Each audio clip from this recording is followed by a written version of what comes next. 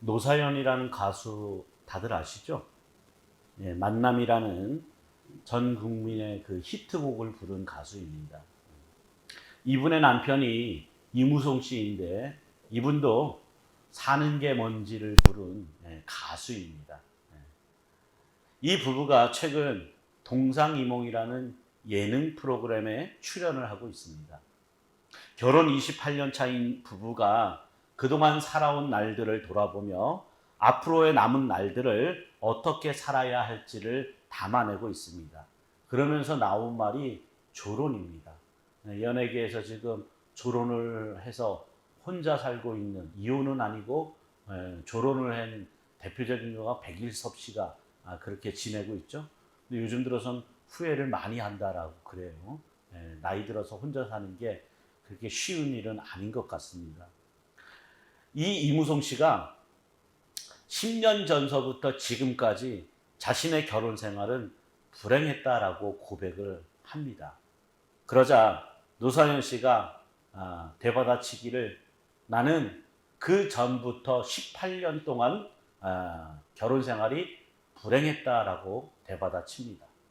그러니까 이 부부는 28년이라는 결혼 생활 내내 불행했던 거예요. 그저 연예인으로서 남들 앞에서는 행복하게 사는 것처럼 보였던 쇼윈도 부부였던 겁니다. 그래서 예능 프로그램에서는 둘이 각자의 시간을 갖기로 하고 며칠의 시간을 보낸 뒤 노사연 씨가 이무송 씨가 있는 섬으로 찾아가서 대화를 하게 됩니다. 이무송 씨가 아내인 노사연 씨에게 이렇게 묻습니다. 당신은 왜 결혼을 한 거야? 그러니까 노사연 씨가 이렇게 대답을 해요. 당연히 행복하기 위해서 결혼을 했지. 그 말을 듣고 이무송 씨가 깊은 한숨을 내쉬며 말을 합니다. 결혼을 행복하기 위해서 했다면 그 행복이라는 기대치가 충족이 되지 않았을 때 그때부터 결혼 생활은 지옥이 되는 거야. 여러분은 어떻게 생각하십니까? 여러분의 결혼 생활은 행복하십니까? 저는 노사연 씨보다 한 10년 덜 살았는데요. 어느 정도 공감이 되는 부분이 있습니다. 행복이라는 기대치가 충족이 되지 못할 때 상대방 배우자에게 불만을 느끼고 부족함을 느끼고 그로 인해서 행복하지 못하는 내 자신을 바라봤을 때 결혼 생활은 삐그덕될 수밖에 없는 것이 바로 결혼이라는 것 같습니다. 그렇다면 저보다 훨씬 더 오랜 기간 결혼 생활을 하신 여러분은 어떠십니까? 아마도 거의 모두가 같은 생각을 하지 않을까 싶습니다. 제가 아직 결혼식 주례를 못 해봤어요. 막 한번 해볼 뻔했는데 급작스럽게 임지를 옮기는 바람에 결혼식 주례를 아직 못 해봤습니다. 그리고 시골에서 오랜 기간 목회를 하다 보니까 결혼식 주례를 할 일이 별로 없더라고요. 그런데 언젠가 하게 되겠죠. 우리 새나도 얼마 남지 않은 것 같고. 그래서 제가 미리 생각해둔 주례사가 있습니다. 결혼은 팔 하나 없는 사람을 만나 내가 그 사람의 다른 한 팔이 되어주는 겁니다. 결혼은 다리 하나 없는 사람을 만나 내가 일평생 그 사람의 다른 다리가 되어주는 겁니다. 결혼은 내 행복을 위해서 배우자의 헌신과 희생을 강요해서는 안 됩니다. 내 행복과 만족을 위해 배우자의 몸을 요구할 때 배우자에게 결혼은 불행이 되고 맙니다. 오히려 배우자의 행복을 위한 내 몸으로 존재할 때 그나마 그 결혼은 성경적인 결혼이 되고 성경적인 가정이 될 수 있습니다. 하나님이 하와를 만들 때 돕는 배필로 만드셨기 때문입니다. 결혼은 서로 돕고 의지하면서 이 세상에서 믿음으로 사는 것이 무엇인지를 배우는 현장입니다. 그렇게 우리는 내 몸으로 인생을 사는 것이 아니라 주님의 몸으로, 배우자의 몸으로 인생을 사는 겁니다. 저는 이것이 성경적인 주례사라고 생각을 하고 있습니다. 하지만 세상 모든 사람들이 저마다의 행복을 추구하면서 결혼을 하고 있습니다. 그런데 과연 얼마나 행복을 누리며 살고 있을까요? 결혼에 대해서 얘기하고 있는 바울은 과연 좋은 가정, 행복한 가정을 염두에 두고 말하는 것일까요? 신앙인이라면 자기 자신을 희생해서라도 행복한 가정을 이루어야 한다라면, 그것이 맞는 말이라면 독신인 바울부터 잘못된 것 아닐까요? 자기 한 몸 희생해서라도 결혼해서 결혼하기 싫어도 결혼을 해서 행복한 가정 만들어야죠. 그게 신앙인다운 거라면. 그리고 오늘 본문 8절 말씀에 내가 결혼하지 아니한 자들과 과부들에게 이르노니 나와 같이 그냥 지내는 것이 좋으니라, 이 말도 앞뒤가 맞지 않게 되는 거예요. 그렇죠? 신앙인이라고 행복한 가정, 좋은 가정을 반드시 이루어야 한다. 이거는 그저 인간적인 도덕적으로 바람직한 생각일 뿐이지, 신앙인이 반드시 그렇게 해야 된다. 그러면 이런 말씀들은 앞뒤가 맞지 않는 그런 말씀들이 되는 거예요. 29절에서 바울은요, 또 형제들아 내가 이 말을 하노니 그때가 단축하여진 거로 이후부터 안에 있는 자들은 없는 자 같이 하며, 이렇게 말을 합니다. 바울의 이 말에는 우리가 생각하는 가정 행복이 담겨있지 않아요. 아내를 없는 자 같이 여기려는데 좋아할 아내가 어디 있겠습니까? 요즘 아이들 세계에서도 왕따가 아주 심각한 사회 문제로 대두됐잖아요. 그 왕따의 본질이 뭐냐면 따돌림이에요. 무관심이에요. 있는데 없는 존재 취급하는 거란 말이에요. 그런데 어떻게 한 지붕 아래 살면서 아내를 무관심하게 놔두는데 좋아할 아내가 어디 있겠습니까? 사랑은커녕 자기 무시한다라고 화를 내고 불화만 계속될 것 아니겠어요? 그러면 바울이 마치 행복한 가정을 부정하는 것처럼 말하는 의도는 무엇일까요? 왜 아내를 없는 것처럼 여기라고 말하는 걸까요? 지난 시간에 말씀드렸지만 바울은 결혼의 여부에 관심 두지 않습니다. 결혼을 해야 되느냐 말아야 되느냐, 이것에 관심을 두는 게 아니에요. 그것보다 더 중요한 문제가 있기 때문입니다. 그것을 사람들이 중요하게 생각하는 결혼의 문제로 접근하여 증거를 하는 겁니다. 그러니까 우리가 이 고린도전서 7장에 나오는 결혼의 문제, 이혼에 대한 문제, 이런 것들을 우리 실생활에서의 어떤 결혼과 이혼에 대한 성경적인 가르침으로 받아들여서는 안 돼요. 사도 바울이 결혼과 이혼에 대한 사람들이 중요하게 생각하는 그 문제를 들어서 더 중요한 문제를 설명하기 위해서 이 결혼과 이혼에 대한 이야기를 하는 겁니다. 그러니까 이혼하지 말아야 된다, 결혼해야 된다, 이런 어떤 규칙으로, 주례로 우리가 이걸 받아들여서는 안 되는 겁니다. 바울은요, 가정을 이루는 일, 즉 결혼을 무시하지 않아요. 그러면서도 결혼 자체를 신앙을 위해 중요한 것으로 언급하지도 않습니다. 나와 같이 지내는 것이 좋다라고 했잖아요. 그것은 결혼을 해야 하는가 하지 않아야 하는가의 문제로 매일 필요가 없기 때문입니다. 결혼의 문제로 고민을 한다면 그 고민의 중심에는 무엇이 자리하고 있습니까? 바로 자기의 행복이에요. 결혼을 하는 것이 행복한 인생을 사는 것인가, 결혼을 하지 않는 것이 행복한 인생을 사는 것인가, 이것으로 고민을 하는 겁니다. 그런데 이러한 고민이 있다는 것이 곧 세상의 마지막을 생각하지 않는 겁니다. 세상의 마지막이 되면 예수님이 다시 오시는데, 예수님이 다시 오셨을 때 하나님과의 관계 안에 있는 사람만이 살아남을 수가 있는 것인데, 이걸 생각하지 않는 겁니다. 바울은 바로 이걸 문제 삼고자 하는 거예요. 왜냐하면 예수님이 오시게 되면 가정의 행복뿐만 아니라 세상에서 누리는 행복은 아무런 의미도 가치도 없는 것으로 드러나기 때문입니다. 그런 시각에서 보면 우리의 삶의 현실은 중요한 것을 잃어버린 채로 살아간다라고 말할 수가 있습니다. 중요한 것을 잃어버렸는데도 잃어버렸다는 걸 모릅니다. 왜냐하면 자신이 원하는 것을 찾고 소유하고 누리는 것에만 온 정신이 집중되어 있기 때문이에요.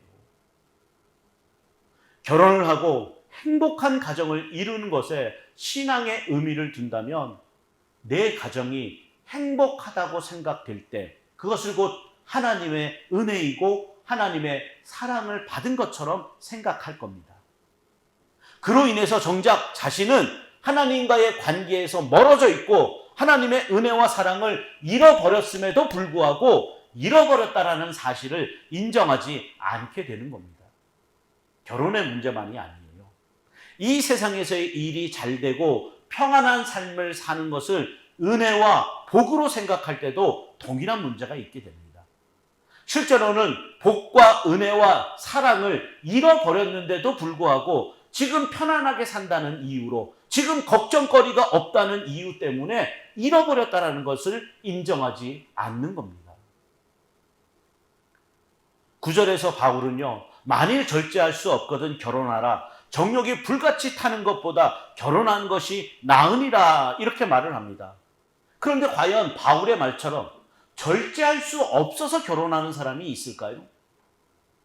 즉 지금의 시대를 사는 사람들이 결혼을 절제의 수단으로 생각하느냐라는 겁니다. 오늘날 많은 현대인들에게 결혼은 자기 행복을 위한 선택이에요. 사랑하는 사람과 부부가 되어서 행복한 삶을 살기 위해 결혼을 합니다.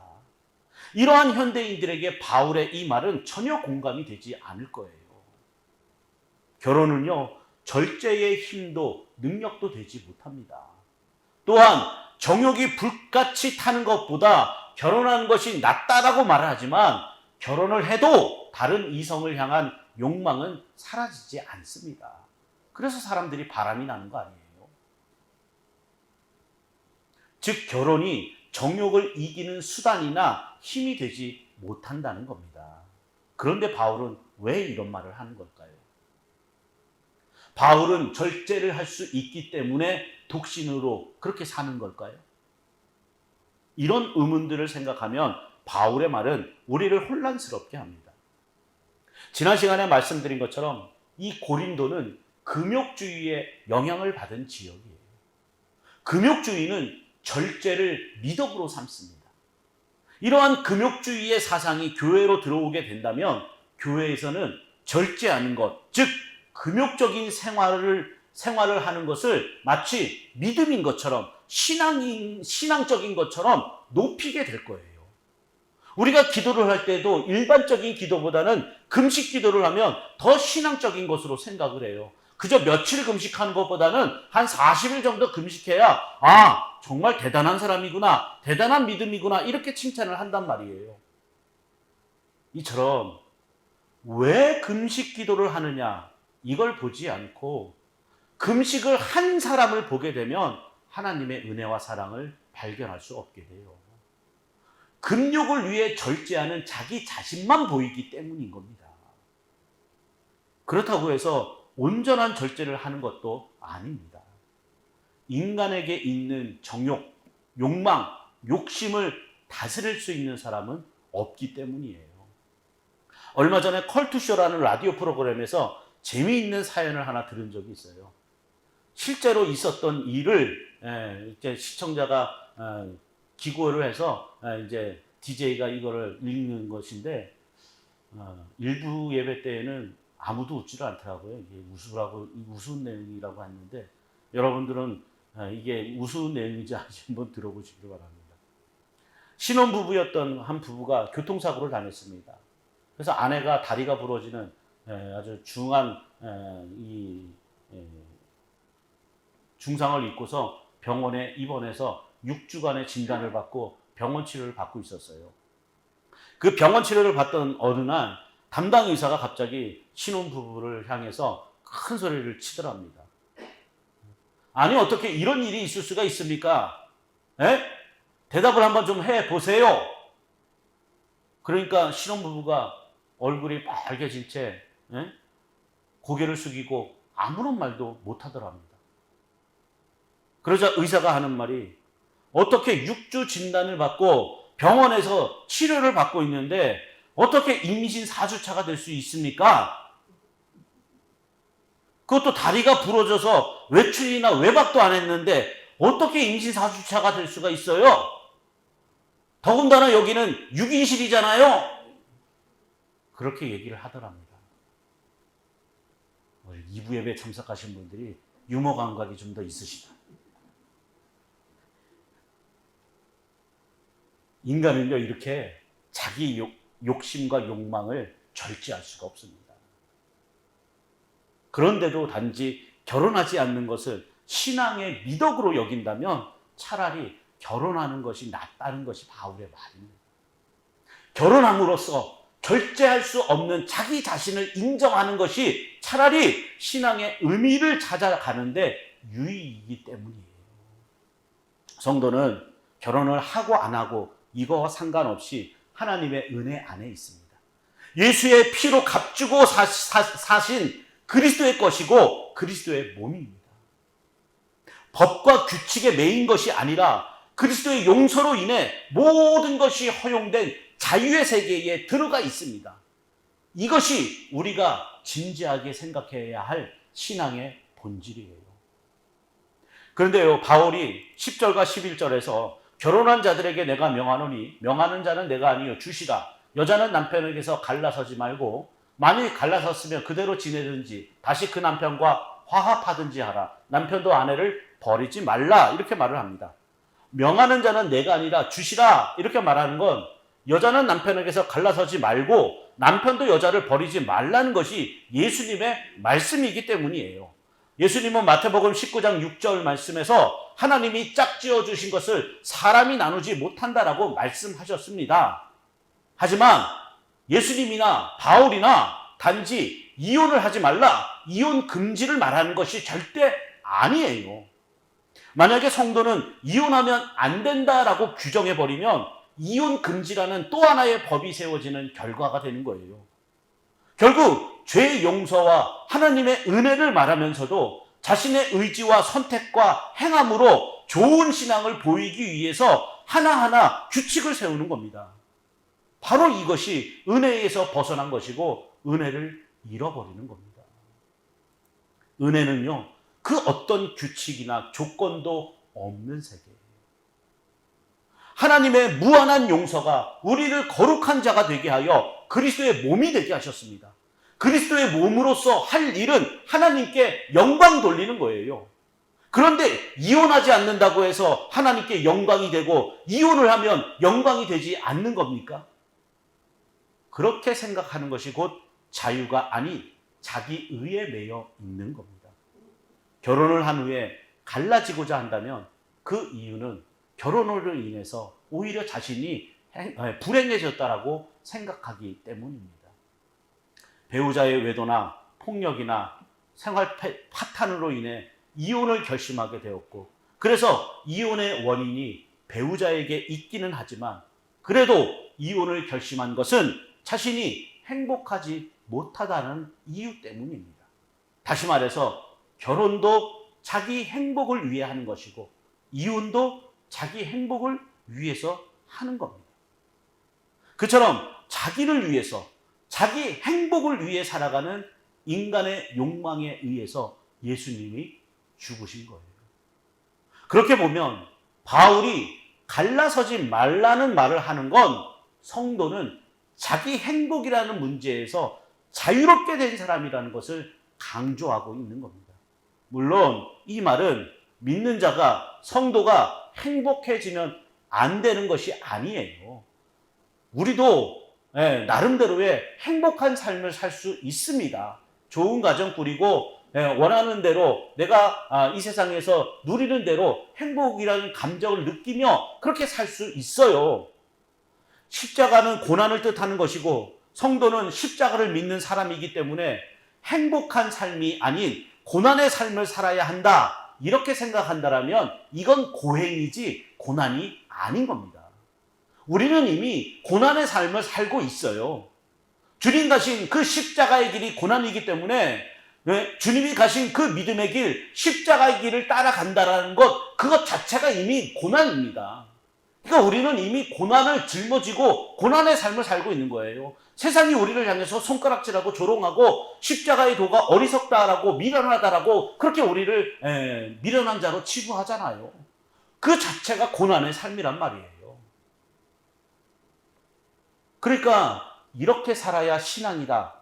이걸 우리가 스스로 만들 필요가 없는 거예요. 그런 것 또한 자기 규칙과 틀에 매이는 겁니다. 인간은요, 기회만 되면 규칙을 세우고 틀을 만들어 자신을 그 속에 가두고 그 틀 안에 존재하는 자신을 바라보며 만족해하고 싶어 합니다. 그래서 자신이 꿈꾸던 인생을 이루지 못한 사람들이 자식들을 통한 대리만족을 누리려는 경향이 많아요. 나는 꿈을 이루지 못했지만 내 자식만큼은 절대 포기할 수 없다는 생각으로 자식의 인생을 자신의 뜻대로 휘저으려고 하는 부모가 되는 겁니다.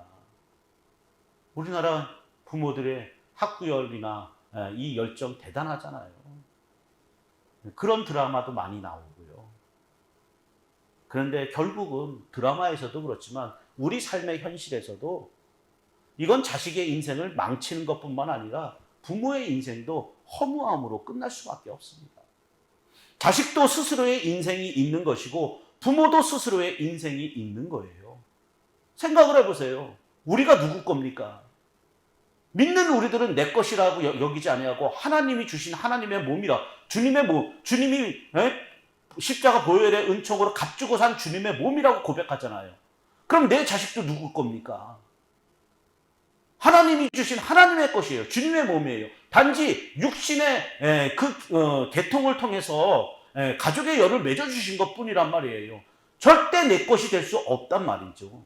그런데 내 것처럼 휘어잡으려고 하는 게 부모의 욕심이라니까요. 그것뿐만 아니에요. 결혼이라는 걸 시작을 하면 부부가 서로 기싸움이라는 걸 하죠. 내 뜻대로, 내 마음대로 휘어잡으려고. 저도 이거에 당했어요. 신혼초에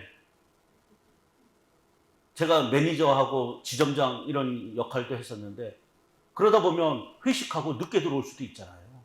그런데 몇 시까지 귀가 시간을 정해놓고 그 시간까지 들어오지 않으면 외박한 것으로 간주해서 따로 방을 쓰고 뭐 이랬어요. 그러니까 어떻게 해요? 저는 집사람한테 맞추기 위해서 회식 끝나자마자 집으로 달려가는 거예요. 그러면 제 부하 직원들은 좋아하겠습니까? 저 사람은 신데렐라도 아니고 왜 저렇게 일찍 집에 들어갈까? 이럴 거 아니에요.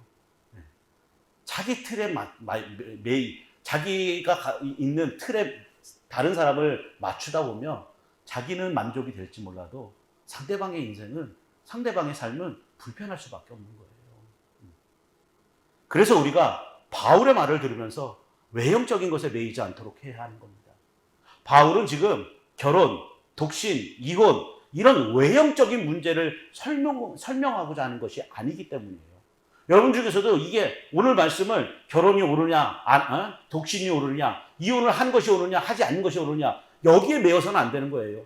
이걸 통해서 바울이 무엇을 말씀하고자 하는지 그 의도를 파악하는 것이 중요한 것이지 우리가 일상생활에서 결혼이 중요하냐, 아니 이혼을 해야 되느냐 말아야 되느냐 이런 가르침으로 이 말씀을 받아들여서는 안 되는 겁니다. 이것은 29절의 말씀 그때가 단축하여 진고로 이 말씀이나 31절에 이 세상의 외형은 지나감이니라 이 말에서도 드러나요. 그때가 단축해졌다라는 건 예수님이 오실 때가 얼마 남지 않았다는 뜻입니다. 세상의 외형은 지나간다는 것도 예수님 오실 때가 얼마 남지 않은 세상 현실에 대한 정확한 인식이에요.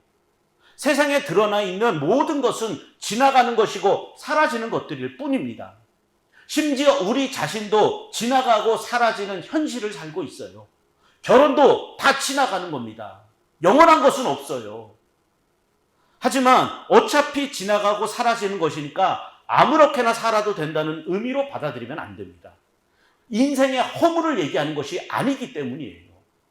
어차피 지나가는 인생이니까 오늘을 먹고 마시고 즐기자 이런 쾌락주의도 아닙니다. 바울의 말은 우리가 원하는 세상 행복에 매이지 말라는 거예요. 여러분, 결혼이 크고 중요한 문제입니까? 아니면 예수님이 오신다는 것이 크고 중요한 문제입니까? 신앙인으로서의 머리로는 분명 예수님이 오시는 때가 크고 중요한 문제라고 말하고 있는데 우리의 육신의 마음으로는 그래도 예수님이 오시는 때는 아직 멀었고 결혼은 지금 내 현실인데 이런 생각으로 기울어져 있단 말이에요. 그래서 지금 당장 결혼 생활이 행복하지 않는 것이 걱정과 근심거리로 다가오는 것이지 예수님의 다시 오심으로 인해서 주바심을 갖고 오늘을 살고 있지 않다는 겁니다. 그렇다면 그것은 우리의 마음에서 하나님을 잃어버린 거예요. 하나님을 잃어버렸음에도 불구하고 정작 우리는 그것을 인정하지 않으려고 합니다. 교회를 다니고 예배를 드리는 이런 종교 생활을 하고 있기 때문이에요. 은혜를 잃어버리고 있는데도 종교 생활을 하는 것을 통해 은혜 안에 있다고 착각을 하고 있는 겁니다. 우리가 하나님에 대해서 알아가고 배워가기 위해서 교회로 모입니다. 하나님을 믿는 자로 하나님을 마음에 두고 산다고 생각했는데 사실은 하나님을 잃어버린 자로 살았다는 것을 깨닫고 확인하기 위해서 모이는 거예요. 중요한 것은 우리는 하나님을 잃었는데 하나님은 잃어버린 우리를 찾기 위해서 예수님을 보내신 겁니다. 인자가 온 것은 잃어버린 자를 찾아 구원하려 함이니라. 누가복음 19장 10절의 말씀처럼 잃어버린 자를 찾으라는 하나님의 명령을 가지고 예수님은 이 세상에 오셨고 십자가에 피 흘려 죽으시는 것으로 그 사명을 다하신 겁니다. 예수님이 다 하셨기 때문에 성도는 예수 그리스도 안에서 자유로운 거예요. 여러분, 눈으로 보이는 이 세상 것은 우리에게 궁극적인 행복이 되지 못합니다. 어느 것 하나로 인해서 잠시 행복한 것 같아도 다 지나가는 것 뿐이에요. 우리 가정에서도 늦둥이 그 동화 때문에 그놈만 보면 입가에 미소가 절로 이렇게 나요. 우리 집사람은 맨날 눈만 마주치면 쪽쪽 빨고 난리예요. 근데 그것도 이때뿐이란 말이에요. 그놈도 시간이 지나면 우리 큰놈처럼 징글 맞아요. 이 세상에서 영원한 건 없어요. 우리에게 행복이라는 감정을 영원토록 줄 수 있는 것 아무것도 없어요. 결혼을 하는 것이 잘못은 아닙니다. 하지만 결혼이라고 하는 도구가 마치 나를 평생 행복하게 해줄 것처럼 생각하는 건 잘못입니다. 영원한 행복은 오직 하나님께만 있기 때문이에요. 결혼은 그저 결혼 생활을 통해 또 부부관계를 통해서 믿음으로 사는 삶이 무엇인가를 배우라는 하나님이 주시는 도구예요. 자식도 마찬가지예요. 자식을 키우면서 아버지 하나님의 마음을 배우게 되는 겁니다. 그러니까 결혼을 하고 자식을 낳는 것은 그러한 삶을 살아야 조금이나마 신앙이 무엇인지 하나님이 누구신지를 깨달을 수 있다는 뜻입니다. 반대로 결혼을 하지 않고 또 자식이 없어도 믿음이 무엇인지 하나님이 누구신지를 깨닫는 사람들도 있어요. 그러니까 결혼이냐 독신이냐 이것이 중요한 문제가 아닌 겁니다. 하나님은 여러 가지 방법과 여러 가지 삶으로 우리를 인도하시기 때문입니다. 그래서 결혼은 해도 되는 것이고 안 해도 되는 거예요. 결혼을 하고 안 하고의 문제가 아니라 우리의 행복은 하나님께 있다는 것을 믿고 이 세상에서 불안과 염려가 없는 주님이 주시는 평안과 자유를 누리며 사는 것이 바로 성도예요. 우리나라는 이 유교적인 사상으로 인해서 우리 여자들이 얼마나 참으로 한 많은 세월을 살아왔습니까? 예전에는 감히 여자가 친정에 오는 것을 허용하지도 않았고, 뭐 아들을 뭐 낳지 못하면 내쫓고, 뭐 여자에게 뭐 칠거지약이라는 되도 않는 그런 제 규칙을 만들어서 얼마나 여성을 폄하하고 차별을 하는 그런 사회를 살아왔습니까? 그래서 마치 이혼을 하면 손가락질 받고 문제아처럼 무슨 정상적이지 못한 사람처럼 그렇게 취급을 할 때가 있었잖아요. 그게 다 잘못된 거예요. 이혼을 하는 것이 바람직하고 이혼을 하지 않는 것이 뭐 바람직하고 이런 어떤 결정의 문제는 아닙니다. 모두가 다 하고 안 하고의 문제는 예수 그리스도 안에서 우리가 얼마든지 자유할 수 있는 사람들이에요. 내 한 몸, 그 사람을 위해서라면 내가 그랑 주신 그 상황대로 살 수도 있는 것이고, 오히려 상황 판단이 그 사람을 위해서나 나를 위해서나 갈라서는 것이 옳다라고 생각되면 갈라서는 것도 옳은 거예요. 우리는 그렇게 주님이 주신 그 기쁨 안에서 자유할 수 있는 사람들이라는 거예요. 어떤 규칙이나 어떤 제도에 매여 있는 사람들이 아니라는 겁니다. 그렇기 때문에 자유할 수 있는 거예요. 이것이 우리에게는 참된 기쁨이 되고 참된 행복이 될 수 있는 겁니다. 결혼이나 이혼이나 우리에게 주는 행복은 잠시 잠깐뿐이에요. 영원할 수가 없습니다. 그리고 그 언젠가는 부부가 육신적으로 갈라서는 날도 있지만 그렇게 정신적으로도 갈라서게 되는 날이 와요.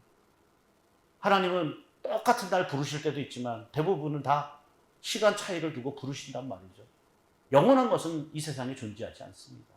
오직 하나님을 아는 고귀한 지식만이 우리를 가장 행복하게 만들고 그 행복만이 영원한 기쁨이 될 수가 있는 겁니다. 바라옵기는 하나님이 주시는 참된 행복이 여러분 안에 만족이 되시기를 주님의 이름으로 축원을 드립니다.